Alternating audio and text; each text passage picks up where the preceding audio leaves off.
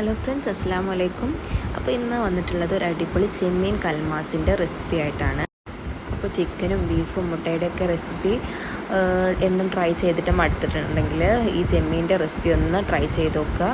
മാത്രമല്ല, ഇത് വല്ലാണ്ട് ഓയിലൊന്നും മുക്കി പൊരിക്കുന്ന സംഭവമല്ല, നമ്മൾ ആവിയിൽ വേവിച്ചെടുക്കുന്ന ഒരു സ്നാക്ക് റെസിപ്പിയും കൂടിയാണ്. അപ്പോൾ എന്തായാലും ട്രൈ ചെയ്ത് നോക്കാം. അപ്പോൾ അതെങ്ങനെയാണ് ഉണ്ടാക്കുക നോക്കാം.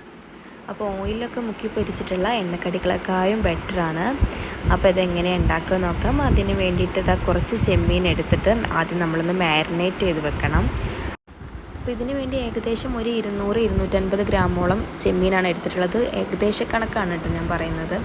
അതിലേക്ക് ഒരു 1/2 ടേബിൾ സ്പൂൺ ഇഞ്ചി വെളുത്തുള്ളിയുടെ പേസ്റ്റ് ചേർത്ത് കൊടുക്കുന്നുണ്ട്. അതേപോലെ തന്നെ 1/2 ടീസ്പൂണ് ഗരം മസാല ചേർത്ത് കൊടുക്കുന്നുണ്ട്.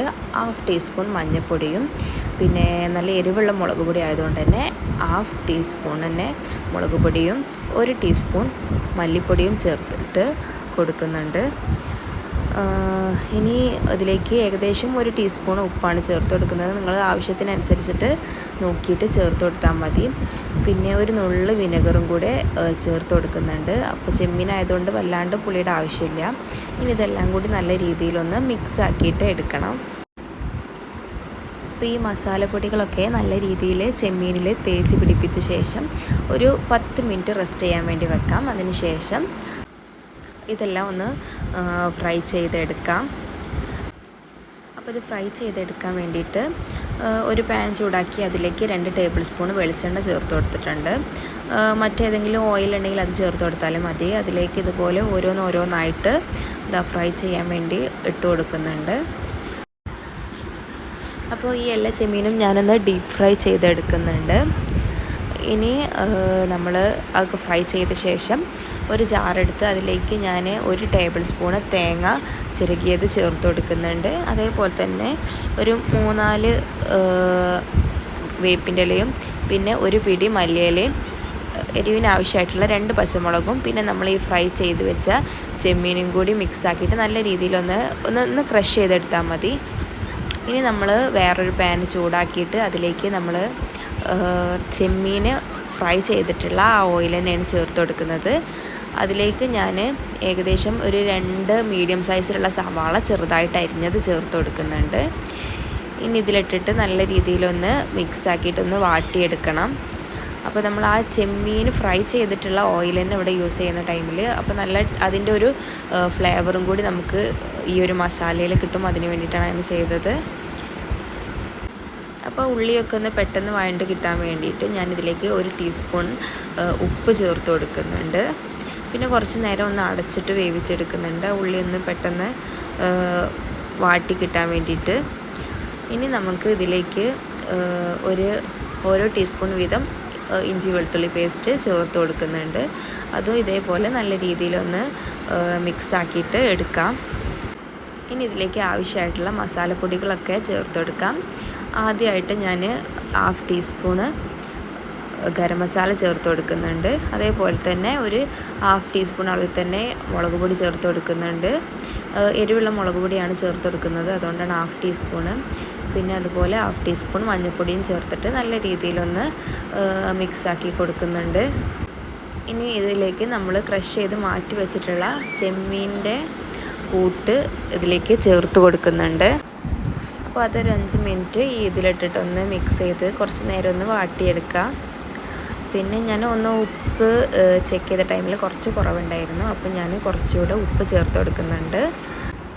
ഇനി ഇതെല്ലാം ഒന്ന് കുറച്ച് നേരം വാട്ടിയെടുക്കണം. ആ ചെമ്മീനും ഉള്ളിയുടെ മസാലയൊക്കെ ഒന്ന് ചേർന്ന് കിട്ടാൻ വേണ്ടിയിട്ട് കുറച്ച് നേരം ഇതേപോലെ ഒന്ന് ഇളക്കിയെടുക്കുന്നുണ്ട്. ഇപ്പം നമ്മുടെ ഫില്ലിങ്സൊക്കെ ഇവിടെ റെഡി ആയിട്ടുണ്ട്. അപ്പോൾ ചെമ്മീനും മസാല എല്ലാം കൂടി നല്ല രീതിയിൽ ചേർന്ന് കിട്ടിയിട്ടുണ്ട്. അപ്പം ഇനി ഇതിൻ്റെ മാവൊന്ന് റെഡിയാക്കി എടുക്കണം. അതിന് വേണ്ടിയിട്ട് ഒരു 5-6 ചെറിയുള്ളി, ഒരു 1/4 ടീസ്പൂൺ ചെറിയ ജീരകവും പിന്നെ ഒരു 1/2 ടീസ്പൂൺ പെരുംജീരകവും പിന്നെ ഒരു പിടി തേങ്ങയും നമ്മളൊരു മിക്സിയുടെ ജാറിലിട്ടിട്ട് ഒന്ന് ഒതുക്കിയെടുക്കണം. അപ്പോൾ 1/4 കപ്പ് പൊടിക്കുള്ള ഒരളവാണ് ഞാനിപ്പോൾ പറഞ്ഞത്. അപ്പോൾ ഇനി അത് മാവ് ഉണ്ടാക്കിയെടുക്കാൻ വേണ്ടിയിട്ട് ഒരു പാത്രത്തിലേക്ക് നമ്മൾ 1/4 കപ്പ് അരിപ്പൊടി എടുത്തിട്ടുണ്ട്. അതിലേക്ക് ഒരു 1/2 ടീസ്പൂൺ ഉപ്പ് ചേർത്ത് കൊടുക്കുന്നുണ്ട്. ഇപ്പം നമ്മൾ അരക്കാനിട്ടത് കുറച്ച് മാത്രം ആയതുകൊണ്ട് അരയാത്തത് കാരണം കുറച്ച് വെള്ളം ചേർത്തിട്ടാണ് ഞാൻ അരച്ചു കൊടുക്കുന്നത്. പിന്നെ അത് ആ ഒരു അരപ്പ് ഈ പൊടിയിൽ നല്ല രീതിയിൽ മിക്സ് ആക്കിയ ശേഷം നമ്മൾ കുറച്ച് ചൂടുള്ള വെള്ളമാണ് കേട്ടോ ഇതിലേക്ക് ഇങ്ങനെ ഒഴിച്ച് കൊടുക്കുന്നത്. കുറച്ചായിട്ട് ഒഴിച്ചിട്ട് ഇതേപോലെ കൈ കൊണ്ട് നല്ല രീതിയിൽ ചാമ്പി എടുക്കുകയാണ് വേണ്ടത്. അപ്പോൾ ഈ മാവ് നല്ല സോഫ്റ്റായി കിട്ടുന്ന വരെ നമ്മളിങ്ങനെ ഇതുപോലെ ഒന്ന് ചാമ്പി എടുക്കണം. അപ്പോൾ ആവശ്യമുണ്ടെങ്കിൽ നമുക്ക് കയ്യിൽ കുറച്ച് ഓയിലൊക്കെ പുരട്ടിയിട്ട് ഒന്ന് ചാമ്പി എടുക്കാം. അപ്പോൾ നല്ല സോഫ്റ്റായിട്ട് കിട്ടണം. അപ്പോൾ അങ്ങനെ സോഫ്റ്റായി കിട്ടിയാലേ നമ്മൾ ഈ ആവി കയറ്റുന്ന സമയത്ത് അത് പൊട്ടാതിരിക്കുള്ളൂ. അപ്പോൾ അതാ റെഡിയായി വന്നിട്ടുണ്ട്. നമുക്ക് ആ മാവിൻ്റെ കൺസിസ്റ്റൻസി കണ്ടാൽ തന്നെ അറിയാം. അപ്പോൾ അത് ഇപ്പോൾ നല്ല സോഫ്റ്റായി വന്നിട്ടുണ്ട്. ഇനി അതിൽ നിന്ന് ഒരു ബോൾ എടുത്തിട്ട് ഒരു ഉരുള എടുത്തിട്ട് നമ്മൾ ഇതേപോലെ കയ്യിലിട്ടിട്ടൊന്ന് പരത്തി നമ്മൾ ഫില്ലിങ്സ് അതിൻ്റെ ഉള്ളിലേക്ക് വെച്ചിട്ട് അപ്പോൾ ഇതുപോലെ നല്ല രീതിയിലൊന്ന് കവർ ചെയ്ത് കൊടുക്കുന്നുണ്ട്. നമ്മൾ ഉന്നക്കായൊക്കെ ചെയ്യുന്ന പോലെ തന്നെയാണ്. അപ്പോൾ നമ്മൾ അത്യാവശ്യം നേരം പിടിച്ചിട്ട് അത് ചാമ്പി എടുത്തതുകൊണ്ട് നല്ല സോഫ്റ്റായി കിട്ടിയിട്ടുണ്ട്. അപ്പോൾ മാവൊക്കെ നല്ല രീതിയിൽ തന്നെ നമുക്ക് കവർ ചെയ്യാൻ പറ്റിയിട്ടുണ്ട്. ഇനി നമ്മളത് സ്റ്റീം ചെയ്തെടുക്കാൻ വേണ്ടിയിട്ട് ആ ഒരു പാത്രത്തിൽ വെള്ളം തിളപ്പിച്ചിട്ട് അതിന് മുകളിൽ ഉള്ള പാത്രത്തിൽ ഇതേപോലെ ഒന്ന് ഓയിൽ തടവി കൊടുക്കുന്നുണ്ട്. കാരണം അത് ഒട്ടിപ്പിടിക്കാതിരിക്കാൻ വേണ്ടിയിട്ടാണ്. ഇനി നമ്മൾ റെഡിയാക്കി വെച്ചിട്ടുള്ള ഓരോന്നായിട്ട് ഇതിലേക്ക് വെച്ച് കൊടുക്കുന്നുണ്ട്.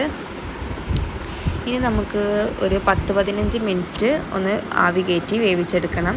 അപ്പോൾ 10-15 മിനിറ്റൊക്കെ മതിയാവും. കാരണം നമ്മൾ അതിനുള്ളിലുള്ള ഫില്ലിങ്സൊക്കെ നല്ല രീതിയിൽ വേവിച്ചിട്ട് റെഡിയാക്കി വെച്ചിട്ടുള്ളതായതുകൊണ്ട് തന്നെ ഒരുപാട് ടൈമൊന്നും വേണ്ട.